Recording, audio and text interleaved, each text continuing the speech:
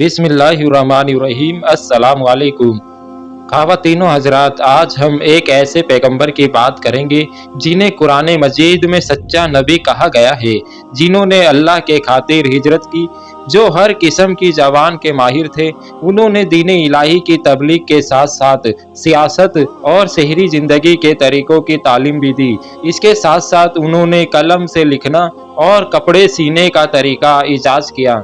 वो बेहद गौर फ़िक्र करने वाले पैगंबर थे, जिन्होंने अपनी अक्ल व हिकमत से असलहा भी ईजाद किया और नाप तोल के तरीके भी लोगों को सिखाए। उन्होंने अपनी उम्मत को ये पेशन गोई भी कि उनकी तरह बहुत से अंबिया अलैहिस्सलाम तशरीफ़ लाएंगे, जो सब के सब पाक होंगे और अल्लाह के दीन को राइज करेंगे। वो कदरे गुस्से वाले पैगंबर भी थे। उन सच्चे और अक्ल व ज़ियानत वाले पैगंबर का नाम हज़रत इदरीस अलैहिस्सलाम था। आज की इस वीडियो में हम आपको बताएंगे कि हज़रत इदरीस अलैहिस्सलाम का हज़रत आदम अलैहिस्सलाम और हज़रत शीस अलैहिस्सलाम से क्या रिश्ता है और हज़रत इदरीस अलैहिस्सलाम के बाद कौन से नबी आए, उन्होंने किसके खिलाफ जिहाद किया और उनकी क्या क्या नुमाया खुसूसियात है। आपसे गुजारिश है कि वीडियो को आखिर तक लाजमी देखिएगा। नाज़रीन ग्राम, हज़रत आदम अलैहिस्सलाम अल्लाह के पहले पैगंबर थे, जो ज़मीन पर इंसानी बस्तियाँ बसाने के लिए अव्वलीन फ़र्द थे, इसलिए उनको अबूल बशर भी कहा जाता है। जब हज़रत आदम अलैहिस्सलाम जन्नत से निकाले गए तो उनके साथ जन्नत से हर किस्म की बीज और मूसा अलैहिस्सलाम का 10 गज लंबा असा और दरख्तों के भीतर धरा धरा के बीजे आए थे और हज़रत आदम अलैहिस्सलाम शर्मिंदगी और तौबा की फिक्र में परेशान रहते थे। इब्लीस नईन ने इस मौके को गनीमत जानकर अपना हाथ उन बीजों पर फेरा। जिस बीज को शैतान नहीं का हाथ लगा था वो बेफायदा हो गया और जो उसके हाथ से बच गया वो फायदामंद हो गया। जब हज़रत आदम अलैहिस्सलाम जन्नत से उतरे तो अर्ज किया, या इलाही, यहाँ कोई तस्बीह तहलील और तेरी तकदीस बयान करने वाला नजर नहीं आता और ना ही कोई इबादत गाह है। परवरदिगार आलम ने जिब्राइल अलैहिस्सलाम को वहाँ भेजा। बैतुल मामूल के बराबर जहाँ खाना काबा है, वहाँ जिब्रील अलैहिस्सलाम ने अपना पर मारा तो सातवीं जमीन के नीचे से ऊपर तक बुनियाद पड़ गई, जिसको फरिश्तों ने बड़े बड़े पत्थरों से पूर किया। वो ऐसे पत्थर थे जिन्हें 10 आदमी भी मिलकर नहीं उठा सकते थे। ये पत्थर कोइल इब्नान, कोइल तूर, कोइल सीना और कोइल जोदीद और कोयले हीरा से लाए गए थे। इसी बुनियाद पे बैतुल मामूल को नाजिल फरमाकर दिखाया गया था ताकि उसके इर्द गिर्द हज़रत आदम अलैहिस्सलाम और उनकी औलाद तवाफ करे। जब हज़रत आदम अलैहिस्सलाम और बीबी हव्वा की तौबा कबूल हो गई तो उन्हें इत्मीनान हो गया। जिंदगी चैन और सुकून से बसर करने लगे तो बीबी हव्वा के बदन से जोड़ा जोड़ा बच्चे पैदा होने लगे। हज़रत आदम अलैहिस्सलाम अल्लाह ताला के हुक्म से जिस भाई के साथ बहन पैदा होती थी, दूसरे जोड़े से उसका निकाह कर देते थे। सबसे पहले काबिल के साथ जो लड़की पैदा हुई उसका नाम अकलिमा था। वो निहायत खूबसूरत थी, इसलिए काबिल उससे दस्तबरदार होने के लिए तैयार न था, हालांकि हाबिल उस लड़की का हकदार था। हज़रत आदम अलैहिस्सलाम ने उनके झगड़े को देखकर उन्हें अल्लाह के हुजूर अपनी कुर्बानियाँ पेश करने का हुक्म दिया कि दोनों में से जिसकी कुर्बानी कबूल होगी वो अकलिमा को पा सकेगा। कुर्बानी के कबूल होने की निशानी ये थी कि अल्लाह की तरफ से आग आकर उस कुर्बानी को जला देती, जिससे पता चल जाता कि बारगाहे इलाही में कुर्बानी की कबूलियत हो गई है। चुनाचे हुक्म खुदा हाबिल की कुर्बानी कबूल हुई, जिसने काबिल को गजबनाक कर दिया। उसने गम व गुस्से से मकलूब होकर हाबिल से कहा, अब मैं तुझे कत्ल कर दूंगा, जैसा कि कुरान करीम में इरशाद बारी ताला है। और पैगंबर उनके सामने हज़रत आदम अलैहिस्सलाम के 2 बेटों का वाक़या ठीक ठीक पढ़कर सुनाओ। जब दोनों ने एक एक कुर्बानी पेश की थी और उनमें से एक की कुर्बानी कबूल हो गई और दूसरे की कबूल ना हुई, उस दूसरे ने पहले से कहा, मैं तुझे कत्ल कर डालूंगा। पहले ने कहा, अल्लाह तो उन लोगों से कुर्बानी कबूल करता है जो मुत्तकी हो। अगर तुमने मुझे कत्ल करने को हाथ आगे बढ़ाया तब भी मैं तुझे कत्ल करने को अपना हाथ आगे नहीं बढ़ाऊंगा। मैं तो अल्लाह रब्बुल आलमीन से डरता हूँ। मैं तो ये चाहता हूँ कि इन जान का मेरे जान का दोनों के गुनाहों में पकड़े जाओ और दोजखियों में शामिल हो जाओ। اور یہی ظالموں کی سزا ہے۔ آخرکار اس کے نفس نے اس کو اپنے بھائی کے قتل کے آمادہ کر دیا، چنانچہ اس نے اپنے بھائی کو قتل کر ڈالا اور نامرادوں میں شامل ہو گیا۔ کہتے ہیں کہ جنگل میں حابیل ایک پتھر پر سر رکھ کر سویا ہوا تھا، قابیل نے اوپر سے دوسرے پتھر سے مار کر شہید کر دیا، لیکن قتل کرنے کے بعد اس کی لاش کو چھپانے کا طریقہ نہیں جانتا تھا، کیونکہ اس سے پہلے حضرت آدم علیہ السلام کی اولاد میں کوئی فوت نہیں ہوا تھا۔ اس لیے قابیل حیران اور پریشان تھا کہ اب کیا کرے۔ پھر اللہ تعالیٰ نے مہربانی فرما کر ایک کوے کو بھیجا۔ بعض کہتے ہیں کہ 2 کوے تھے، ایک نے دوسرے کو مارا، پھر زمین کھود کر گڑھا بنایا، پھر اس میں اس مردے کو رکھا اور اس پر مٹی ڈال دی، جیسا کہ فرمانے باری تعالیٰ ہے۔ پھر اللہ نے ایک کوا بھیجا جو زمین کھودنے لگا تاکہ اسے دکھائے کہ وہ اپنے بھائی کی لاش کیسے چھپائے۔ یہ دیکھ کر وہ بولا، ہائے افسوس! کیا میں اس کوے جیسا بھی نہ ہو سکا کہ اپنے بھائی کی لاش چھپا دیتا۔ اس طرح بعد میں وہ بڑا شرمندہ ہوا۔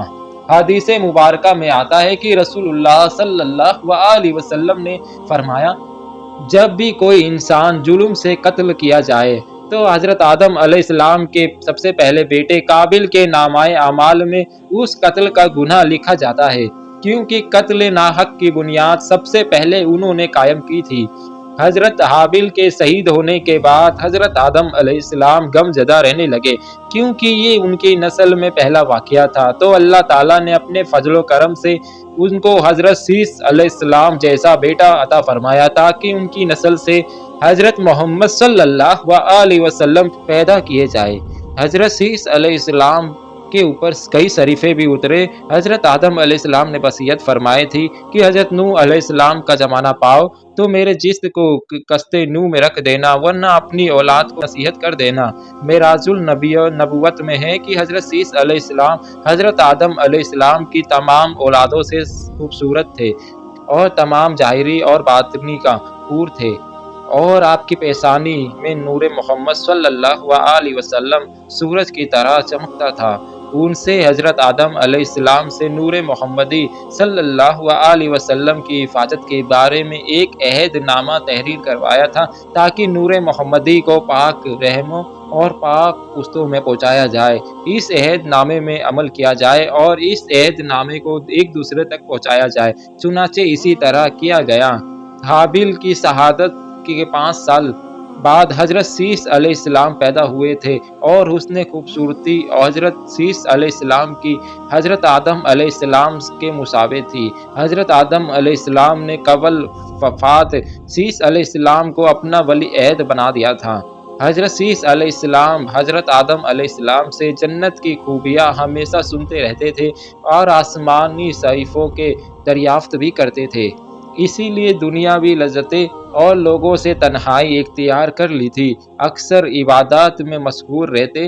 حضرت سیس علیہ السلام کے زمانے میں لوگ 2 قسم کے تھے، ایک حضرت سیس علیہ السلام کی تابعداری میں تھے، آپ کی نصیحت سے سیدھے رستے پر تھے، اور دوسرا گروہ قابیل کی اولاد کی تابعداری میں مشغول تھا۔ حضرت سیس علیہ السلام کی نصیحتیں تھی کہ مومن حقیقتی وہ ہوتا ہے جس میں یہ خصلتیں پائی جائے، جو خدا کو پہچانے، نیک اور بد کو پہچانے، بادشاہ وقت کا حکم مانے، ماں باپ کا حق پہچانے اور ان کی خدمت کرے، ان کے ساتھ صلہ رحمی کرے اور لوگوں سے نیکی اور محبت کرے، بوسی کو زیادہ نہ بڑھائے، محتاجوں اور مسکینوں کو کھانا کھلائے، ان پر رحم کرے، گناہوں سے پرہیز کرتا رہے، مصیبتوں پر صبر کرے اور نعمت الہی پر شکر کرے۔ تفصیل عزیزی میں ہے کہ ان پر 50 شریفے اترے تھے۔ حضرت سیس علیہ السلام کا ذکر قرآن پاک میں کہیں نہیں، بعض کتابوں میں آپ کی عمر 912 سال بتائی گئی ہے۔ حضرت ادریس علیہ السلام حضرت آدم علیہ السلام کی نسل میں سے تھے، اور ان کی احباب میں حضرت سیس علیہ السلام بھی شامل تھے، جن کے بارے میں نبوت حضرت ادریس علیہ السلام کو ملی۔ آپ علیہ السلام حضرت سیس علیہ السلام کے بیٹے بنوس کے نسل میں سے ہیں۔ آپ کے والد کا نام یارد اور والدہ کا نام برکانہ تھا۔ آپ کی بیوی کا نام آدنہ تھا، اور آپ کا ایک بیٹا بھی تھا جس کا نام متوسالک تھا۔ حضرت ادریس علیہ السلام حضرت نوح علیہ السلام کے پردادا بھی ہیں۔ آپ علیہ السلام کا اصل نام اکنون یا ہموت تھا۔ آپ کا لقب ادریس ہے۔ آپ کو یہ لقب اس لیے ملا تھا کہ دنیا میں آپ علیہ السلام نے سب سے پہلے لوگوں کو لکھنے پڑھنے کا درس دیا۔ اسی بنا پر لوگ آپ علیہ السلام کو ادریس یعنی درس دینے والا کہہ کر پکارنے لگے۔ آپ علیہ السلام کی ولادت عراق کے شہر بابل میں ہوئی۔ قرآن مجید میں 2 سورتوں میں آپ کا ذکر آیا ہے۔ سورہ مریم کی آیت نمبر 55 میں خدا نے آپ کو سچا نبی کہا ہے۔ سورۃ الانبیاء آیت نمبر 85 اور 86 میں حضرت اسماعیل علیہ السلام اور ذوالکفل علیہ السلام کے ساتھ آپ کو بھی صبر والا اور نیک وقت کہا گیا ہے۔ اور کتاب ادریس کو یاد کرو، بے شک وہ سچے نبی تھے۔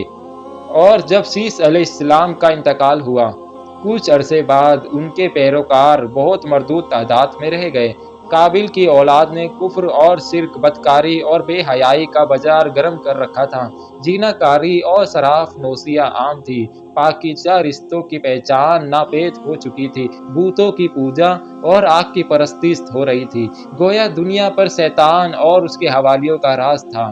حضرت آدم علیہ السلام اور حضرت سیس علیہ السلام کی قائم کردہ صحیح حدود اور احکامات الہی کو پامال کیا جا رہا تھا۔ اور یہی وہ وقت تھا جب اللہ تبارک و تعالیٰ نے اس بگڑی قوم میں ایک نبی محفوظ فرمانے کا فیصلہ کیا اور اس عظیم منصب کے لیے حضرت سیس علیہ السلام کی نسل سے حضرت ادریس علیہ السلام کا انتخاب فرمایا۔ حضرت ادریس علیہ السلام میں وہ تمام خوبیاں، بردہ و کتب موجود تھی جو اللہ کے نبی میں ہونی چاہیے۔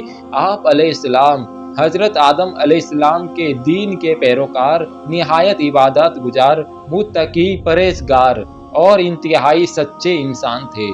ناظرین گرامی، نبوت کے منصب پہ فائز ہوتے ہی آپ علیہ السلام نے اپنی قوم کے بھٹکے ہوئے لوگوں میں واضح تبلیغ کا کام شروع کر دیا، جس سے چھوٹی سی جماعت مشرف اسلام ہو گئی، لیکن زیادہ تر لوگ حضرت سیس علیہ السلام اور حضرت آدم علیہ السلام کی تعلیمات کی مخالف رہی۔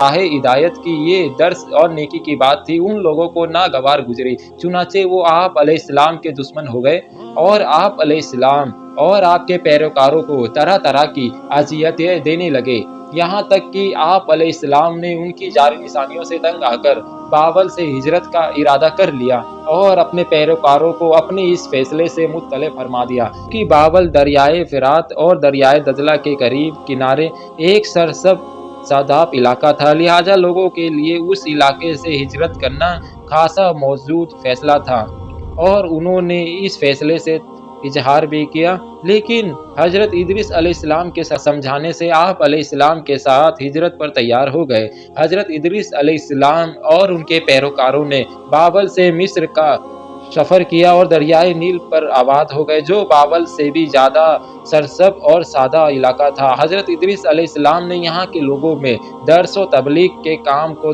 جاری رکھا۔ آپ علیہ السلام اس وقت لوگوں میں رائج تمام زبانوں سے واقف تھے اور عوام کو انہی کی زبان سے درس دیتے تھے۔ سورۃ الانبیاء میں اللہ تعالیٰ نے فرمایا، اور اسماعیل علیہ السلام اور حضرت ادریس علیہ السلام اور ذوالکفل کا تذکرہ کیجیے، یہ سب احکام الہی پر ثابت قدم رہنے والے لوگوں میں سے تھے۔ تفصیل معروف قرآن کے مطابق حضرت ادریس علیہ السلام حضرت نوح علیہ السلام سے 1000 سال پہلے پیدا ہوئے۔ حضرت ادریس علیہ السلام وہ پہلے انسان ہیں جنہیں علم نجوم اور حسابت المعجزہ عطا کیے گئے۔ نیل سب سے پہلے انہوں نے قلم سے لکھنا اور کپڑا سلنا ایجاد کیا۔ ان سے پہلے لوگ جانوروں کی کھال لباس کے طور پر استعمال کیا کرتے تھے۔ پھر یہ کہ سب سے پہلے ناپ تول کے طریقے آپ علیہ السلام نے متعارف کروائے، اور اسلحہ بھی آپ علیہ السلام کے ایجاد ہے۔ آپ علیہ السلام اسلحہ تیار کر کے بنو قابیل سے جہاد کیا۔ علامہ ابن اسحاق کا کہنا ہے، دنیا کا سب سے پہلا شخص جس نے قلم سے لکھا حضرت ادریس علیہ السلام ہے۔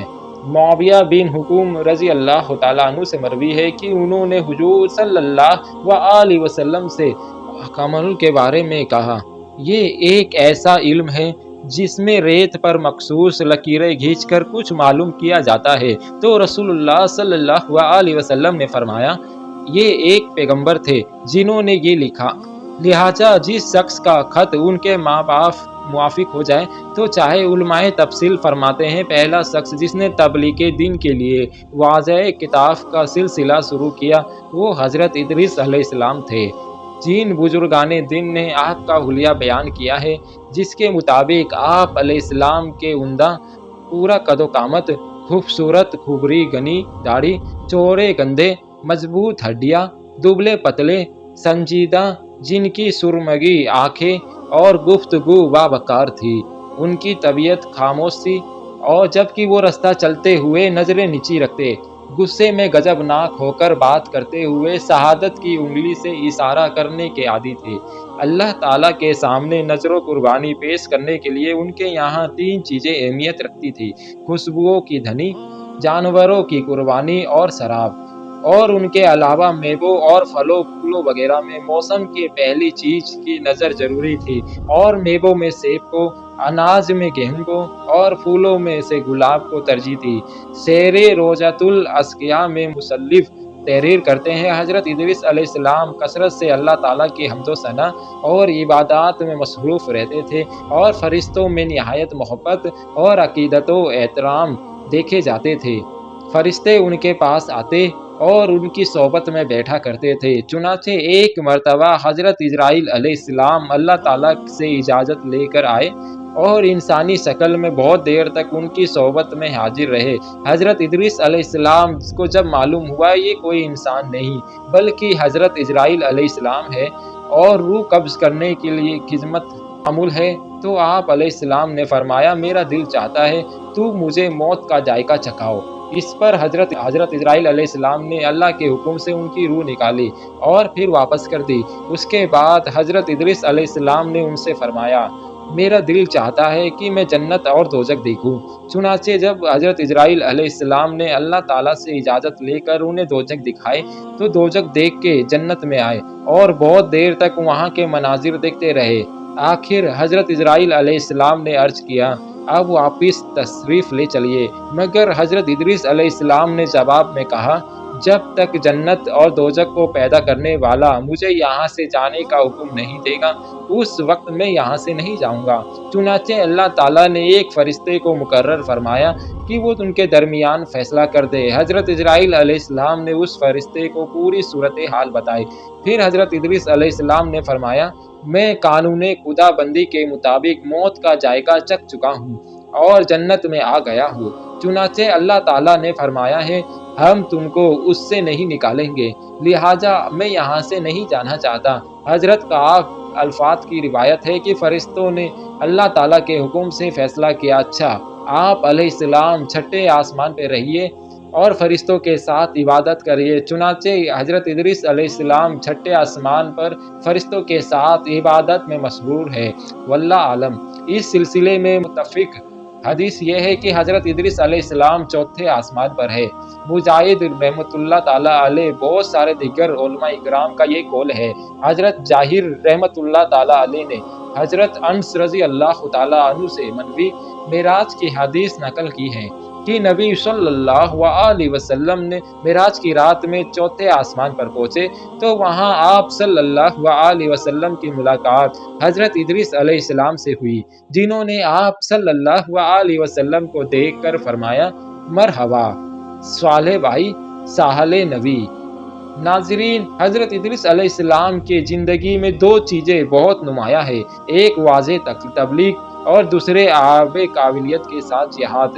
کیونکہ انہیں بعض و طبیعت میں ملکہ حاصل تھا، ان کی پہلی کوشش یہ رہی کہ واضح نصیحت کے آب قابل راہ راست پر آ جائیں اور دنیا برائیوں سے پاک ہو کر ایک اللہ کی عبادت کرنے لگے۔ لیکن شیطان نے ان لوگوں کو پوری طریقے سے اپنی گرفت میں لے لیا تھا۔ جب آپ علیہ السلام ان سے اللہ کی وحدانیت کی بات کرتے، ایک اللہ کی عبادت کی نصیحت کرتے، برائیوں کو چھوڑنے کی تنقید کرتے تو یہ باقی ان لوگوں کو ناگوار گزرتی اور وہ آگ ببولا ہو کر انہیں اذیت دیتے، تماشکر اڑاتے، پتھر مارتے۔ دراصل ایک طویل عرصوں تک شیطان کے زیر اثر رہ کر یہ لوگ کفر، شرک اور برائیوں کے دلدل میں گردن تک دھس چکے تھے۔ دنیا واضح طور پر 2 گروہوں میں تقسیم ہو چکی تھی، ایک شیطان کے پیروکار اور دوسرے اللہ رب العزت کے ماننے والے۔ حضرت ادریس علیہ السلام اس صورتحال پر بڑے دل گرفتہ اور پریشان رہا کرتے تھے۔ آپ علیہ السلام نے لاکھ کوشش کی کہ کسی طرح تبلیغ کے ذریعے ان لوگوں کو راہ راست پر لایا جائے، لیکن جب کوئی صورت نظر نہ آئی تو انہوں نے اللہ کے حکم سے ان لوگوں کے خلاف جہاد کا فیصلہ کیا۔ انہوں نے اللہ اور اس کے پیغمبر پر ایمان رکھنے والے نوجوانوں کی ایک جماعت کے ساتھ اعلی کابل کے ساتھ جہاد کیا، جن میں اللہ تعالیٰ نے ان کو کامیابی عطا فرمائی اور بہت سے لوگ دین حق پر آ گئے۔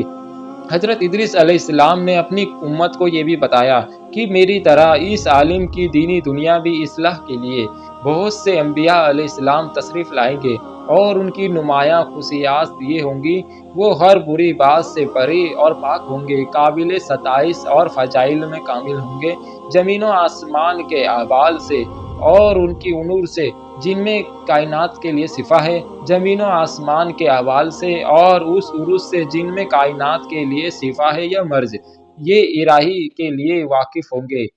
دوستو، ویڈیو اچھا لگا ہو تو ہمارے چینل کو سبسکرائب کریے، ویڈیو کو لائک کریے اور اپنے دوستوں میں ضرور شیئر کریے۔ ہم ملیں گے اگلی ویڈیو میں، تب تک کے لیے السلام علیکم۔